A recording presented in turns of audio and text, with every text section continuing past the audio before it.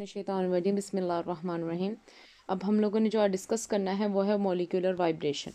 जैसा कि infrared spectroscopy last time हम लोगों ने डिस्कस किया, उसमें मैंने बताया कि इंफ्रारेड स्पेक्ट्रोस्कोपी होती क्या है। ये फंक्शन ग्रुप को मालूम करने के लिए हम लोग पढ़ते हैं।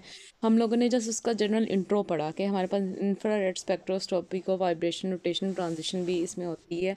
तो हमारे पास इसमें वाइब्रेशन होती है। फॉर एग्जाम्पल हमारे पास ये कोई भी एक मॉलिक्यूल है, मैंने इसको स्ट्रेट लिखा है। अगर इसके अंदर वाइब्रेशन होगी ना, तो जैसे एक स्प्रिंग की एग्जांपल ले लें, स्प्रिंग की तरह इसमें हमारे पास स्प्रिंग में वाइब्रेशनल मोशन होती है। ठीक है, अब ये मोशन भी हमारे पास वाइब्रेशन मोशन दो टाइप की, एक स्ट्रेचिंग वाइब्रेशन होती है, एक बेंडिंग वाइब्रेशन होती है। स्ट्रेचिंग में क्या होता है कि हमारे पास अगर कोई भी स्प्रिंग हो, उसको मैंने स्ट्रेच करवाना हो, तो स्ट्रेच में हमारे पास बॉन्ड लेंथ जो है ना वो चेंज होती है। स्ट्रेच में क्या होता है, बॉन्ड लेंथ चेंज होती है, बट जो हमारे पास बॉन्ड एक्सिस होता है, एक्सिस मीन्स के जिससे एक पॉइंट से वो जुड़े हुए हैं, वो चेंज नहीं होता। और इसी तरह अगर बेंडिंग को देखें, इसमें हमारे पास बॉन्ड एक्सिस जो है वो चेंज होता है, बॉन्ड लेंथ चेंज नहीं होती, क्योंकि इसमें एक्सिस चेंज होगा और हमारे पास इसमें ये हम लोग टोटली कोई चेंज नहीं होता। ये हमारे पास मॉलिक्यूलर वाइब्रेशन जो है ना, इसके स्ट्रेचिंग और बेंडिंग का हमारे पास बेसिक्स है। अब देखें कि हम लोग जब स्पेक्ट्रा बनाना है, तो हमारा जो मेन कंसीडर है, कौन सी वाइब्रेशन को हम लोग ज़्यादा स्टडी कर रहे होते हैं। ये बड़ी इंपॉर्टेंट बात है। आप खुद सोचें कि किसी चीज़ को स्ट्रेच करना ज़्यादा आसान होता है या बेंड करना ज़्यादा आसान होता है। हम लोग कहते हैं जी बेंड करना जो है ना वो टफ होता है, हालांकि बेंड करना तोड़ना ज़्यादा आसान है किसी चीज़ को, उसमें हमारे पास कम एनर्जी लगती है। ठीक है, अगर बेंडिंग में एनर्जी कम लगेगी तो वेवलेंथ क्या होगी, हमारे पास ज़्यादा होगी। बट यहाँ पे हम लोग स्पेक्ट्रा किस किस के दरमियान में बना रहे होते हैं, परसेंटेज ट्रांसमिटेंस और हम लोग वेव नंबर के दरमियान में बना रहे होते हैं। तो वेवलेंथ और वेव नंबर का इन्वर्स रिलेशन है, तो अगर एनर्जी कम है तो वेव नंबर भी कम होगा। तो ये बेंडिंग वाली जितनी भी आगे हम टाइप्स पढ़ेंगे वाइब्रेशन, ये फिंगरप्रिंट वाले रीजन पे आती हैं। आपने देखा होगा जो फिंगरप्रिंट वाला रीजन है वो हमारे पास 650 से लेकर 11 या 1200 तक आ रहा है, तो उसमें हमारे पास वेव नंबर कम है। अब स्ट्रेचिंग वाइब्रेशन है, इसमें हमारे पास एनर्जी ज़्यादा लगेगी, तो एनर्जी डायरेक्टली प्रोपोर्शनल है वेव नंबर के, तो हमारे पास वेव नंबर है वो भी ज़्यादा लगती है। तो इस वजह से जो स्ट्रेचिंग वाइब्रेशन है वो हम लोग स्टडी ज़्यादा कर रहे होते हैं इसमें।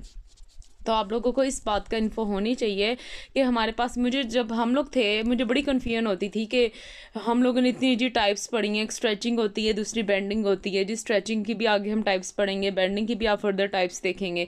तो जो हमारे पास स्पेक्ट्रा आ रहे होते हैं वो कौन सी जी इसकी टाइप से आ रहे होते हैं, तो अब आपको पता होना चाहिए। जब फिंगरप्रिंट सारा स्पेक्ट्रा दोनों ये वाइब्रेशन से हो रहा होता है, बट जो बेंडिंग वाली वाइब्रेशन है वो फंक्शनल ग्रुप वाले रीजन पे होती है। जो स्ट्रेचिंग होती है, सॉरी, फिंगरप्रिंट वाले पे बेंडिंग होती है और फंक्शनल ग्रुप वाले रीजन पे हमारे पास स्ट्रेचिंग होती है। ठीक है, अब नेक्स्ट जो है हम लोग इसकी टाइप्स देखते हैं। हमारे पास कितनी टाइप्स हैं, हमारे पास एक होती है इसकी सिमेट्रिक और दूसरा हमारे पास होती है एसिमेट्रिक। सिमेट्रिक और एसिमेट्रिक को हम लोग यहाँ पे देखेंगे। हमारे पास सिमेट्रिकल का मतलब क्या है कि कोई भी चीज़ जिसमें सिमेट्री हो, मतलब ये इसकी बॉन्ड लेंथ एक ही दफ़ा ज़्यादा होगी और एक ही दफ़ा हमारे पास क्या होगी, कम होगी। कम भी एक ही दफ़ा हो गई, ज़्यादा भी एक दफ़ा हो गई। ठीक है, एसिमेट्रिक क्या होता है, एक दफ़ा एक साइड की बॉन्ड लेंथ ज़्यादा होगी और एक की कम होगी।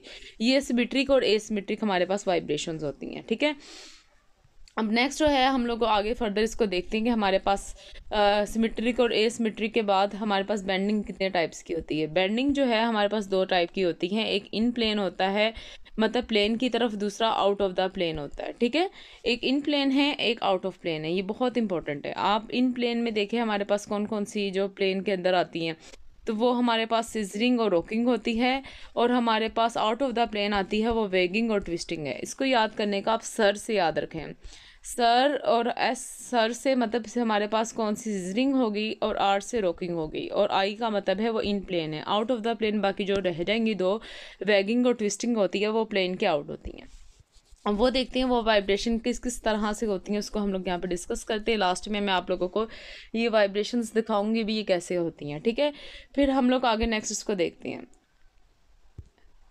अब हमारे पास है next types of molecular vibration. पहले स्ट्रेचिंग वाइब्रेशन, जैसे आपको यहाँ पे दिख रही है, हमारे पास सिमेट्रिक है। सिमेट्रिक जो एक ही डायरेक्शन पे हो, जैसे ये। और एसिमेट्रिक देखें आप कि एक साइड अगर एक बॉन्ड लेंथ ज़्यादा हो रही है तो दूसरी हमारे पास इधर क्या हो रही है, हमारे पास दूसरी यहाँ पे कम हो रही है। ये था हमारे पास सिमेट्रिक और एसिमेट्रिक ट्रांजिशन।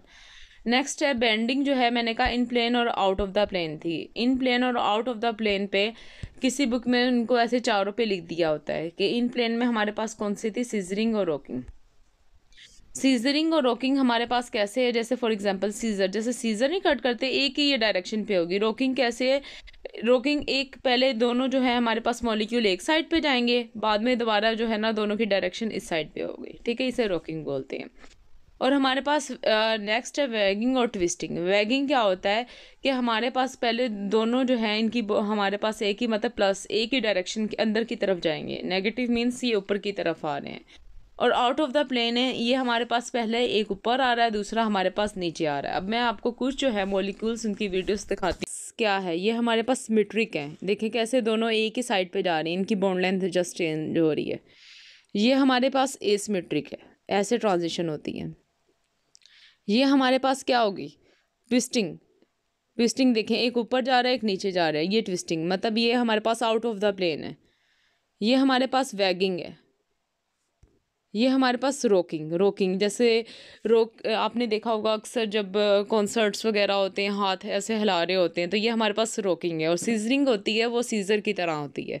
तो ये हमारे पास मोड ऑफ वाइब्रेशन है जो आप लोगों ने देखी हैं कि हमारे पास इंफ्रारेड स्पेक्ट्रोस्कोपी में किस टाइप की वाइब्रेशन उनकी टाइप्स हैं।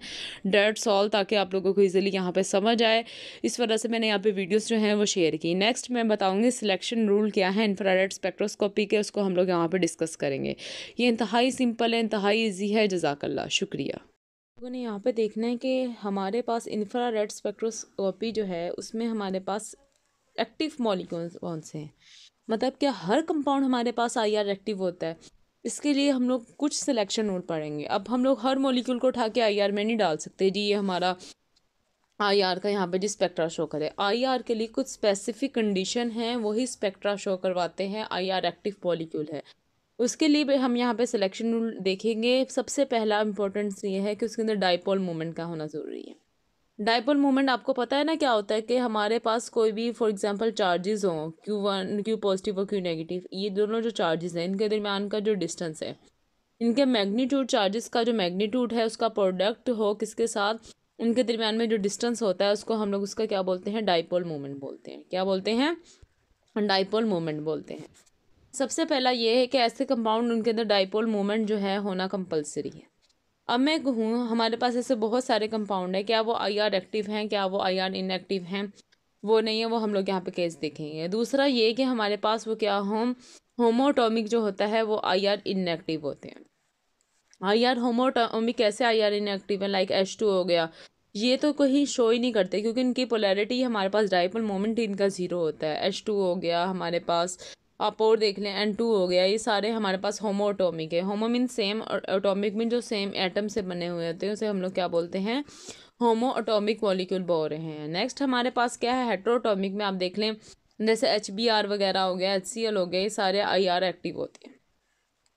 अब बड़ा इंटरव्यूज़ में अक्सर क्वेश्चन होता है कि जी कार्बन डाइऑक्साइड है, अगर आप इसका डाइपोल मोमेंट देखें ज़ीरो है, क्या ये आईआर एक्टिव है कि नहीं है। अब मैं इसकी आपको रीज़न बताती हूँ कि हमारे पास अगर आप इसका स्ट्रक्चर देखेंगे, आप इसके थ्रू इसको इजीली समझ लेंगे कि आपको पता है कि कोई भी हमारे पास मॉलिक्यूल है उसमें हमारे पास दो तरीके की ट्रांजिशन होती है, एक स्ट्रेचिंग होती है, दूसरा हमारे पास बेंडिंग होती है, ठीक है। अब स्ट्रेचिंग में भी सिमेट्रिक होती है और एसिमेट्रिक होती है। अगर इसमें सिमेट्रिक वाली ट्रांजिशन होती तो ज़ाहिरी बात है इसमें तो हमारे पास सिमेट्री पास हो रही है, इसका डाइपोल मोमेंट भी ज़ीरो। अगर एसिमेट्रिकल होती तो तब ये हमारे पास आईआर एक्टिव था, क्योंकि एसिमेट्रिक में एक साइड पे बॉन्ड लेंथ ज़्यादा हो रही है, एक साइड पे बॉन्ड लेंथ कम हो रही है, तब ये आईआर एक्टिव हो सकता है। अब मैं आपको इसकी एग्जांपल जो है इसको आप लोगों को समझाऊंगी 2-3 एग्जांपल्स के थ्रू, जिससे आपको इजीली समझ आ जाएगा। पहले हम लोग वाटर का केस देखते हैं कि वाटर जो है देख सकते हैं कि पानी में हमारे पास फर्स्ट वाला आप देखें, इसमें हमारे पास एंटी सिमेट्रिकल है, एंटी सिमेट्रिकल है, दूसरा सिमेट्रिक स्ट्रेच है, और तीसरा सीजरिंग वाला दिखाया हुआ है। अगर आप देख सकते हैं हमारे पास जो एंटी सिमेट्रिक है मीन्स कि ये हमारे पास वाटर का मॉलिक्यूल आईआर एक्टिव है क्योंकि इसका डाइपोल मोमेंट ज़ीरो नहीं होता। नेक्स्ट है ये कार्बन डाइऑक्साइड का केस। अब कार्बन डाइऑक्साइड का आप केस देखें, आप पहला वाला देखें जहाँ पे सिमेट्रिक स्ट्रेचिंग हो रही है, ये जो जहाँ पे इनएक्टिव नो डाइपोल मोमेंट है। देखिए सिमेट्रिक है, ज़ाहिरी बात है सिमेट्रिक है, इसमें से हमारे पास इजीली सिमेट्री पास हो जाएगी, इस वजह से हमारे पास इनएक्टिव है, नो डाइपोल चेंज हो रहा है। अब कार्बन डाइऑक्साइड का अगर आपसे कोई क्वेश्चन पूछे कि आईआर एक्टिव है या इनएक्टिव है, आप लोगों ने बताना है कार्बन डाइऑक्साइड आईआर एक्टिव है, किस केस में? जब उसमें एंटी सिमेट्रिक स्ट्रेच हो रहा है, क्योंकि वाइब्रेशन सिर्फ एक तरह की नहीं होनी, आगे इसकी फर्दर टाइप है, देखिए एंटी सिमेट्रिक है, तब ये आई आर एक्टिव होगा। बाकी आप लोगों को मैंने जो बेंडिंग में बताई थी, यह हमारे पास कौन सी ट्रांजिशन हो रही है। बेंडिंग में मैंने आपको कहा था कि हमारे पास बॉन्ड लेंथ सेम रहना है और बॉन्ड एक्सिस चेंज होना है। देखिए यहाँ पे कार्बन कैसे कैसे ऊपर नीचे हो रहा है, तो बॉन्ड एक्सिस चेंज हो रहा है। और दूसरी साइड पे हमारे पास ये वाला है, इसमें भी बॉन्ड एक्सिस हमारे पास चेंज हो रहा है। तो ये तो वैसे ही फंक्शनल ग्रुप वाले हमारे पास फिंगरप्रिंट वाले रीजन पे आती है, हम इसको कंसीडर ही नहीं करते। जस्ट हम लोगों ने ये स्ट्रेचिंग वाले को देखते हैं, तो एंटी सिमेट्रिक आई आर जो है हमारे पास कार्बन डाइऑक्साइड है वो एक्टिव है। जज़ाकल्लाह, शुक्रिया।